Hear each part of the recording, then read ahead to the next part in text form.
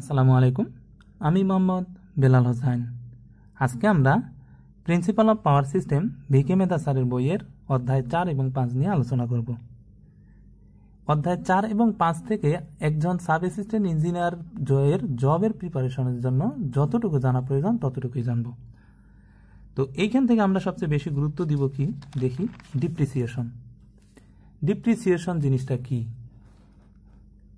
আমরা যখন একটা প্ল্যান অর্থাৎ একটা পাওয়ার প্ল্যান করি, ওইখানে বিভিন্ন ধরনের মেশিনারিজ ইউজ করা হয়। তো নতুন অবস্থায় মেশিনারিজটার যে দাম থাকে, দীর্ঘদিন ব্যবহারের দরুন মেশিনারিজের দাম কমে যায়। তো কি পরিমাণ কমে গেল দীর্ঘদিন ব্যবহারের ফলে, এটাই হচ্ছে ডিপ্রিসিয়েশন। 10 বছর ইউজ করলেন, 10 বছর ইউজে কি পরিমাণ অর্থ ক্ষয় হয়ে গেল, অর্থাৎ তার ঘর্ষণের কারণে বা বিভিন্ন কারণে তার যে আয়ুকালটা কমে আসলো, কি পরিমাণ অর্থ কমে গেল, এটাই হচ্ছে ডিপ্রিসিয়েশন বা অপচয়। আর এইখান থেকে আরেকটা জিনিস শিখে নেই, সেটা হচ্ছে সলভেজ ভ্যালু। তো ওই সমস্ত মেশিনগুলা দীর্ঘদিন চালানোর পরে একটা সময় আসবে অকেজো হয়ে যাবে, অর্থাৎ তখন তার দ্বারা আর বিদ্যুৎ ইন্ডিউস করা সম্ভব হবে না, যেটা অকেজো। ওই প্ল্যান্টের যে মেশিনারিজগুলো অকেজো হয়ে গেল, ওই অকেজো মেশিনগুলা বিক্রি করলে যে টাকাটা পাবো, সেই টাকাটা হচ্ছে কি, সেটা হচ্ছে সলভেজ ভ্যালু। তো সলভেজ ভ্যালু এবং ডিপ্রিসিয়েশন দুইটা জিনিস আমরা দুইভাবে বুঝলাম। তো এইখান থেকে আরেকটা জানবো, সেটা হচ্ছে কি cost of electrical energy. Electrical যে এনার্জিটা হয়, অর্থাৎ যে ট্যারিফটা, যে কস্ট আমরা নির্ধারণ করি একটা এনার্জির, এটা কিভাবে নির্ধারণ করা হয়? তিনভাবে, অর্থাৎ তিনটা বিষয় থাকে। একটা হচ্ছে ফিক্সড কস্ট, একটা সেমি ফিক্সড কস্ট, আর একটা রানিং কস্ট।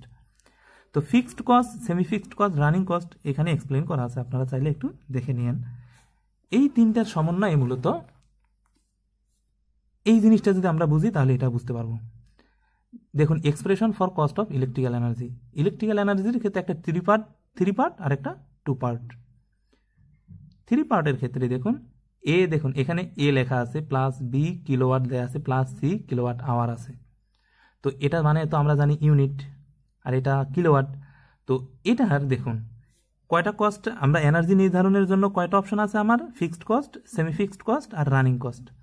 তো এইটা হচ্ছে ফিক্সড কস্ট,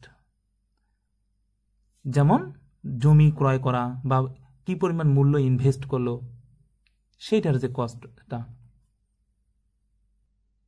আর এটা হচ্ছে সেমি ফিক্সড কস্ট। এই সেমি ফিক্সড কস্টটা ইন্ডিপেন্ডেন্ট এই রানিং কস্ট, এটা হচ্ছে রানিং কস্ট, এই রানিং কস্টের উপরে, আবার এটা থেকেও ইন্ডিপেন্ডেন্ট। অর্থাৎ এই কস্টটা এগুলোর উপর ডিপেন্ড করে না, এই কস্টটা এটার উপর ডিপেন্ড করে না, আবার এই কস্টটা বা এই খরচটা এগুলোর উপর ডিপেন্ড করে না। সবাই আর একজন থেকে ইন্ডিপেন্ডেন্ট, কেউ কারো উপর ডিপেন্ডেবল না। তার মানে ম্যাক্সিমাম ডিমান্ডের জন্য যে কস্টটা হয়, সেটা শুধুমাত্র সেমি কস্ট। আর প্রতি ইউনিটের জন্য যে খরচটা হয়, সেটা হচ্ছে রানিং কস্ট। আর জমি সংক্রান্ত অর্থাৎ মূলধনের জন্য যে কস্টটা হয়, সেটা হচ্ছে ফিক্সড কস্ট। তো এটা হচ্ছে ফিক্সড কস্ট, এটা ম্যাক্সিমাম ডিমান্ড, অর্থাৎ প্রতি ম্যাক্সিমাম ডিমান্ডের জন্য যে পরিমাণ খরচ হয়, সেটা হচ্ছে সেমি ফিক্সড কস্ট। আর প্রতি ইউনিটের জন্য যে খরচ হয়, সেটা হচ্ছে রানিং কস্ট। এই তিনটা কস্টের সমন্বয়ে আমাদের এনার্জির যে ট্যারিফটা নির্ধারণ করা হয়ে থাকে।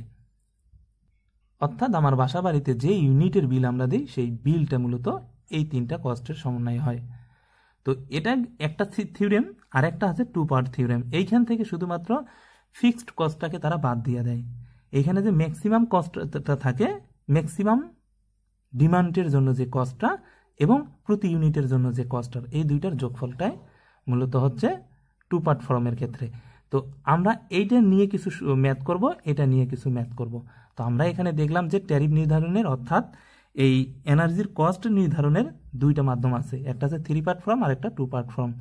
তো পরীক্ষার হলে যদি 3 পার্ট ফর্মটা চায়, তাহলে 3 পার্ট ফর্মের এইরকম সূত্রটা দিব এবং সূত্রটার এক্সপ্লেন করে দিব। এটা হচ্ছে ফিক্সড কস্ট, এটা ফিক্সড কস্ট, এটা কি ইন্ডিপেন্ডেন্ট, কার থেকে ইন্ডিপেন্ডেন্ট, সেমি ফিক্সড কস্ট বা ম্যাক্সিমাম ডিমান্ড এবং রানিং কস্ট বা কিলোওয়াট আওয়ার বা ইউনিটের উপর হতে সে ইন্ডিপেন্ডেন্ট। আবার যখন বলবো এইটা, অর্থাৎ প্রতি ম্যাক্সিমাম ডিমান্ডের জন্য যে কস্টটা হচ্ছে, সেটা ইন্ডিপেন্ডেন্ট কার কাছ থেকে, এর কাছ থেকে এবং এর কাছ থেকে। আবার এই কস্টটা রানিং কস্ট বা প্রতি ইউনিটের জন্য যে কস্টটা আছে, এই কস্টটা এদের থেকে ইন্ডিপেন্ডেন্ট। এই তিনটার সমন্বয়ে আমার 3 পার্ট ফর্ম হচ্ছে, অর্থাৎ এই এনার্জি আমার নির্ধারণ হচ্ছে। এই ছিল এই সিস্টেমের। আর এইখান থেকে আমরা সবচেয়ে আরেকটা বিষয়ে গুরুত্ব দিব, সেটা হচ্ছে কি মেথড অফ ডিটারমাইন ডিপ্রিসিয়েশন, অর্থাৎ অবস্থায় নির্ণয়ের যে মেথডগুলা। মেথড আমাদের ডিপ্লোমার বইয়ে দেখবেন 5টা মেথড আছে, যেমন diminution method, straight time method, straight line method, sinking method, percentage method, মূল্য নিরূপণ মেথড আর ইউনিট মেথড। এগুলো আমাদের ডিপ্লোমার বইয়ের। কিন্তু এখানে আমরা 3টে মেথড দেখব, এক straight line method, diminution value method আর সিঙ্কিং ফাউন্ড মেথড। এই 3টে মেথডের মধ্যে আমরা প্রথম 2টার ম্যাথ করব, শুধুমাত্র স্ট্রেট মেথড এবং ডিমিনিশন ভ্যালু মেথড, বাকিটার কোনো ম্যাথ করব না। তাহলে এইখান থেকে আমরা শুধুমাত্র এই 2টার ম্যাথ দেখব। সেটা আপনি হয় ডিপ্লোমার বই থেকেও দেখতে পারেন অথবা এই বই থেকেও দেখতে পারেন, তবে এই 2টা সূত্রের ম্যাথ আপনাকে দেখতেই হবে।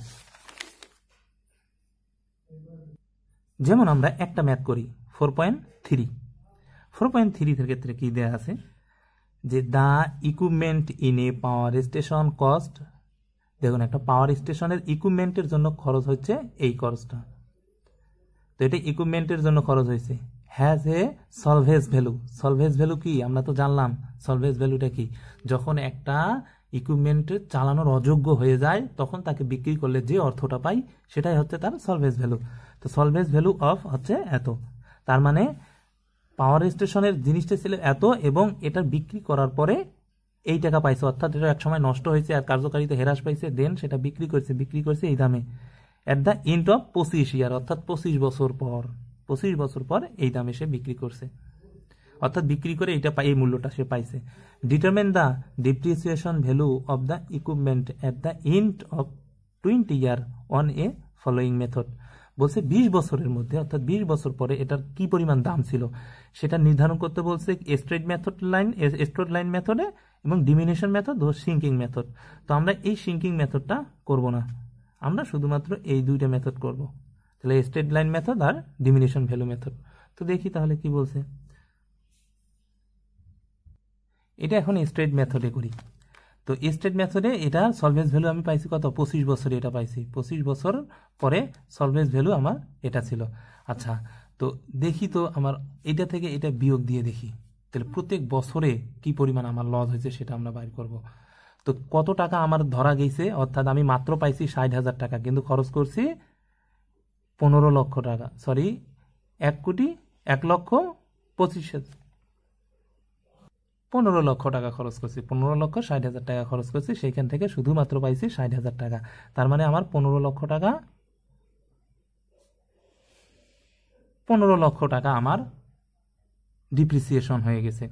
আচ্ছা, তাহলে আমার বছরে কত টাকা করে নষ্ট হয়েছে, ভাগ 25, যেহেতু এটা স্ট্রেট মেথড সরাসরি নিয়ম, তাহলে আমার 15 বছরে প্রতি বছরে গেছে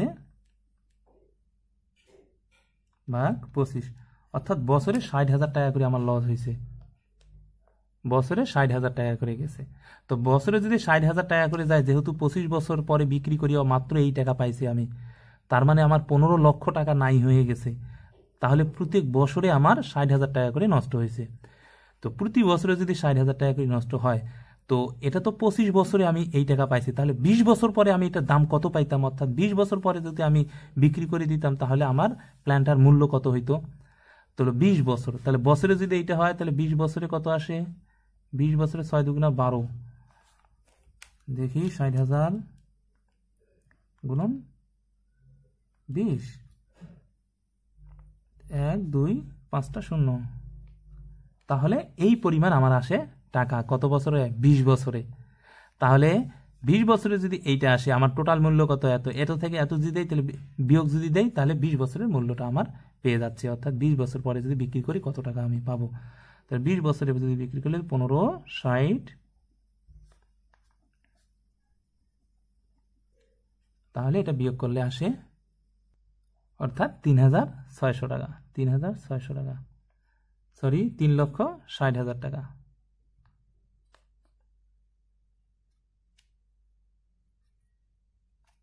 $3,60,000 টাকা। 20 বছর পরে যদি আমি প্ল্যানটা বিক্রি করি তাহলে আমি এই মূল্যটা পাইতাম, কিন্তু 25 বছর পরে বিক্রি করাতে আমি এই মূল্যটা পাইছি, এটা হচ্ছে সাধারণ নিয়ম অর্থাৎ সরলরৈখিক নিয়ম। কিন্তু এটা যখন ডিমিনিশন মেথড করতে যাব তখন কিছু ল মেনটেন করতে হবে। এই হচ্ছে ডিমিনিশন মেথড। ডিমিনিশন মেথডের ক্ষেত্রে এই সূত্র দুইটা আমরা জাস্ট খালি স্মরণ রাখবো। সূত্র দুইটা স্মরণ রাখার সিস্টেম হচ্ছে যে অবশ্যই এক্স এর ভ্যালু 1 এর চেয়ে কম হবে, এখানে যে ভ্যালুটা আসবে 1 এর চেয়ে কম হবে, অর্থাৎ এই 1ই বড় থাকবে, এখানে ছোট থাকবে। এটা কি সলভেজ ভ্যালু। সলভেজ ভ্যালু মানে কত? উদ্ধার মূল্য। কোন উদ্ধার মূল্য? যে 25 বছরে, অর্থাৎ প্রশ্নের মধ্যে বলছে 25 বছরে সে উদ্ধার করছে যেটা সেটা। তো 25 বছরে সে উদ্ধার করছিল কত? 60,000 টাকা। 1 মাইনাস 60,000 টাকা। আচ্ছা, তখন তার টোটাল প্ল্যান্টটা কত ছিল? টোটাল প্ল্যান্টের খরচ কত হয়েছিল? 15,60,000 টাকা। 15,60,000 টাকা। এটা কত বছরে ছিল? 1/25 বছর। তাহলে এটা ক্যালকুলেশন করলে আসে 0.122 এটা আসে। তাহলে এখন পি সমান সমান আমরা কত জানি? পি সমান সমান 15,60,000 টাকা। কেননা এটা হচ্ছে কি টোটাল টাকা, প্ল্যান্টার টোটাল কস্ট। অবশ্যই এখানে কম আসবে, দেখুন এটার সাথে এটা বিয়োগ করাতে অনেক কম আসছে। এখন এটা থেকে এটা বিয়োগ করাছি, দেখুন এটা থেকে এটা 1 থেকে এটা বিয়োগ করার পরে এই ভ্যালুটা আসলো। তো এই ভ্যালুটা যদি আসে তাহলে 1 মাইনাস 0.122। এখানে কত? এবার কত বছরের আমাকে বাড়ি করতে হবে? 20 বছরের। আমরা এইটা দিয়ে শুধুমাত্র এক্স এর ভ্যালুটা নির্ণয় করলাম, সেই এক্স এর ভ্যালুটা এখানে বসাই দিব। কত বছরের প্ল্যান বাড়ি করব? যত বছরে করব সেটা পাওয়ার হিসেবে দিব। তো তত বছর করলাম, তাহলে এখানে আসে কত? 15,60,000 গুণন এটা কত আসে দেখি ক্যালকুলেশন করে। 0.0741। এটার সাথে এটা যদি গুণ দেই, গুণ 15,60,000, তাহলে আসে কত? 11,5,615.19। 20 বছর পরে এই টাকাটা আসতেছে। তো স্ট্রেট মেথডের ক্ষেত্রে আমরা কি করছিলাম? স্ট্রেট মেথড যেটা যখন দেখেছি তখন শুধুমাত্র কি করছি যে টোটাল মূল্য থেকে যেটা পাইছি উদ্ধার মূল্য সেটা বিয়োগ দিয়ে যা পাইছি সেটাকে 25 বছর, যেহেতু 25 দিয়ে সরাসরি ভাগ দিয়ে প্রতি বছরের বাইর করছিস, এবং সেই প্রতি বছরকে জয় বছরের জন্য আমাদের পরে বাইর করতে বলছে, তয় বছর গুণ দিয়ে মাইনাস ভাগ দিছি, বিয়োগ দিছি, দেখাতে আমাদের উত্তর চলে আসছিল। কিন্তু ডিমিনিশন ভ্যালুর বেলায় আমাদের অন্য মাধ্যম করতে হইলো, কেননা লস তো প্রতি বছরে সমান হয় না। ধরেন যত নতুন অবস্থায় লসের পরিমাণ কম ছিল, যত পুরনো হয়েছে তত লসের পরিমাণ বাড়ছে। এটা হচ্ছে সেই ডিমিনিশন ভ্যালুতে ওই সিস্টেমটা হয়েছে, যার কারণে এখানে টাকার পরিমাণ কমে চলে আসছে। আর ওইখানে সরলরৈখিক অর্থাৎ সমানভাবে লস বিবেচনা করা হয়েছে। কিন্তু বাস্তবিক কি সমানভাবে লস বিবেচনা হয়? একটা জিনিস নতুন থাকলে আস্তে আস্তে ক্ষয় হয়, যখন যত পুরনো হবে তত বেশি ক্ষয়ের অর্থাৎ লসের পরিমাণ বাড়বে, যত নতুন থাকবে তত কম লস হবে। তো এটা হচ্ছে সেই ডিমিনিশন পদ্ধতি, আর ওইটা হচ্ছে সরলরৈখিক অর্থাৎ সাধারণ নিয়ম। বাস্তবিক অর্থে ওইভাবে লস হয় না। তো এই দুই নিয়মই আমরা শুধু ম্যাথ দেখব। আপনারা চাইলে আরো এখান থেকে দুই একটা ম্যাথ দেখে নিতে পারেন। তো এই দুই নিয়মেরই ম্যাথ এইখান থেকে 4.5, 4.6 এই ম্যাথ দুটা দেখবেন, এবং 4.7 ম্যাথ দুটা দেখবেন।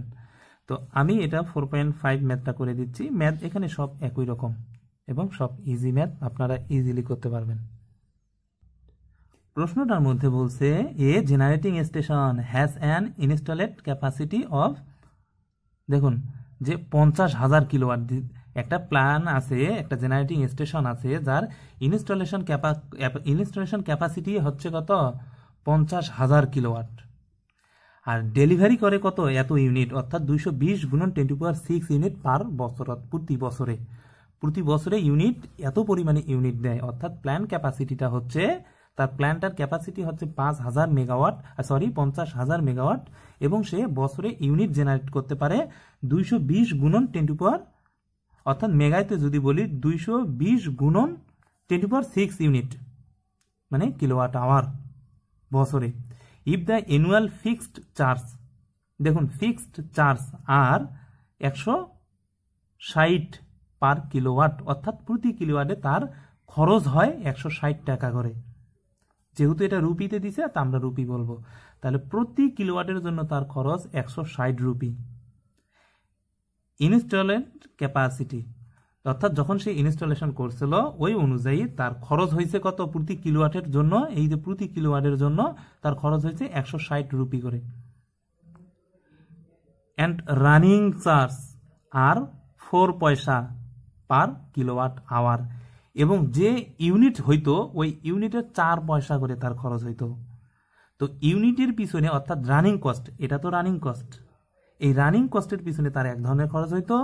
আর ফিক্সড কস্ট মানে সেমি ফিক্সড কস্ট বা ফিক্সড কস্ট কাছাকাছি, তো এই জন্য এখানে ফিক্সড কস্ট বলা আছে। তো যেহেতু কিলোওয়াটের কথা বলা আছে আমরা ধরে নিব যে এটা সেমি ফিক্সড কস্ট।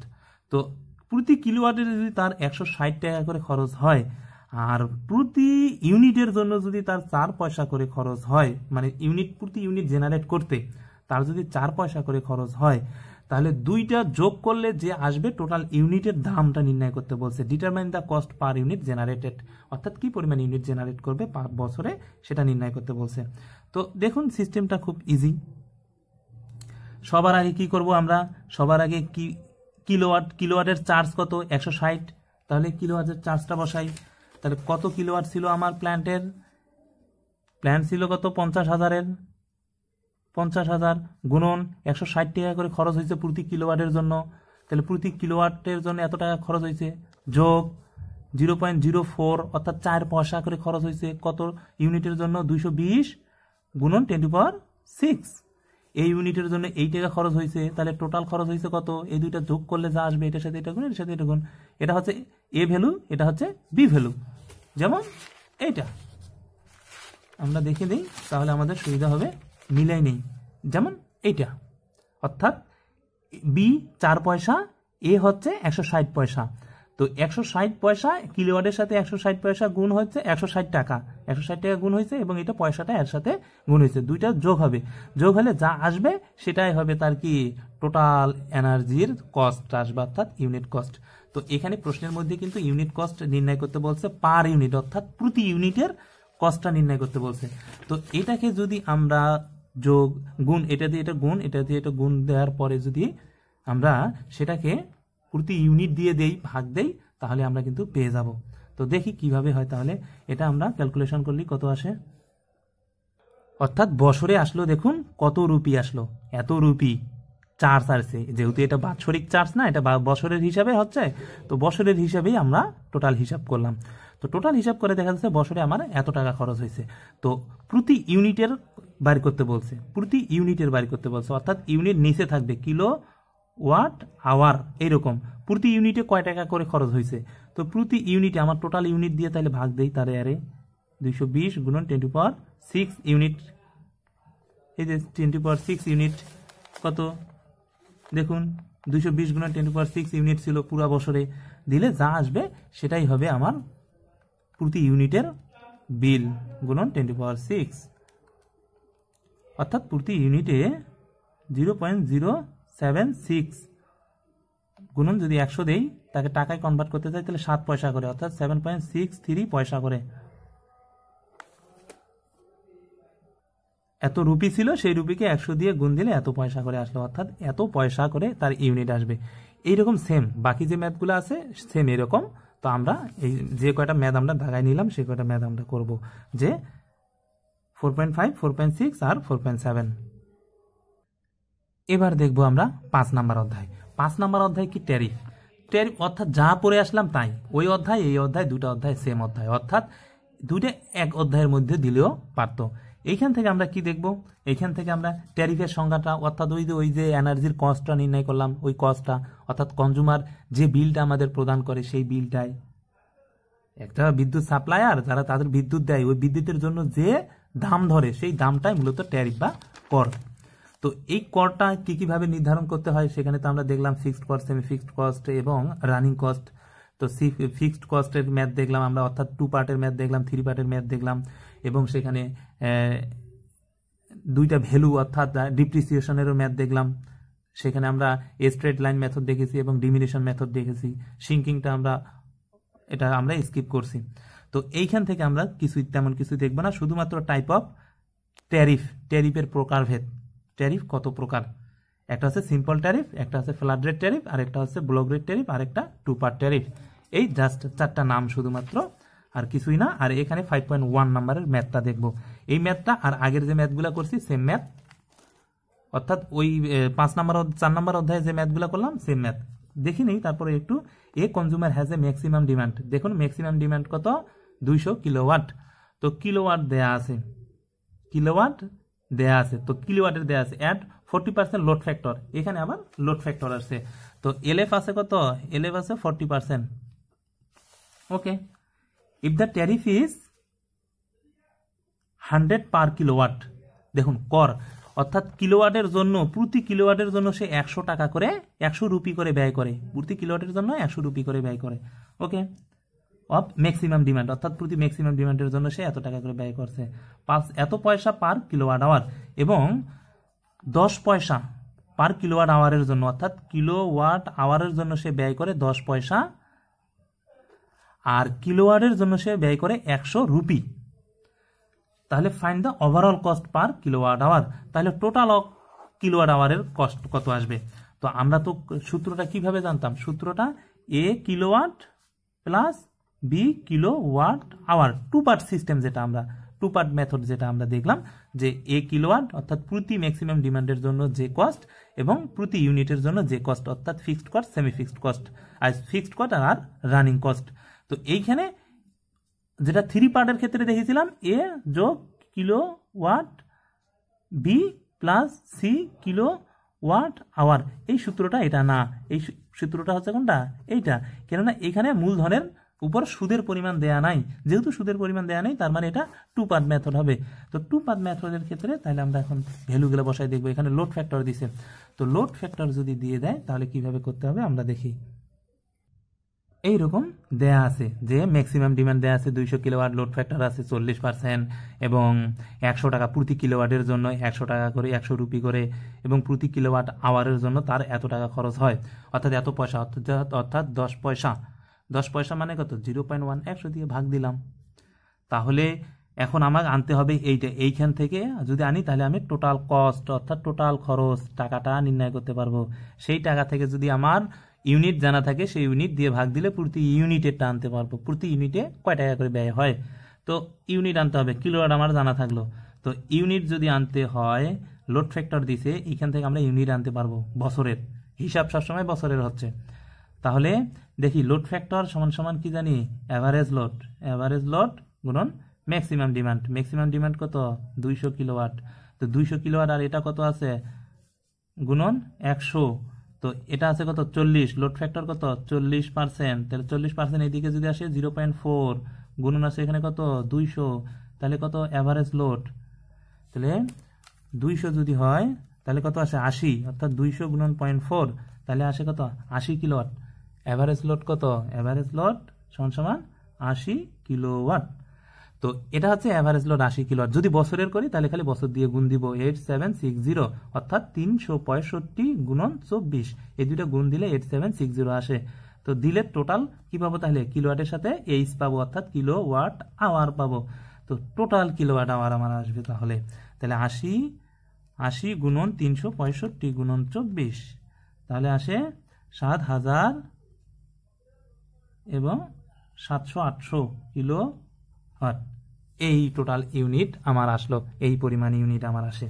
তাহলে কিলোওয়াটের দামগুলো বসাই, দাম বসালে 100 টাকা খরচ করে প্রতি কিলোওয়াটের জন্য, কিলোওয়াট কত 200 যোগ 700-800 গুণন কত পয়সা করে, 10 পয়সা, 0.1, তাহলে এই দুইটা যোগ করলে টোটাল খরচ, এটা হচ্ছে আমার টোটাল খরচ হচ্ছে।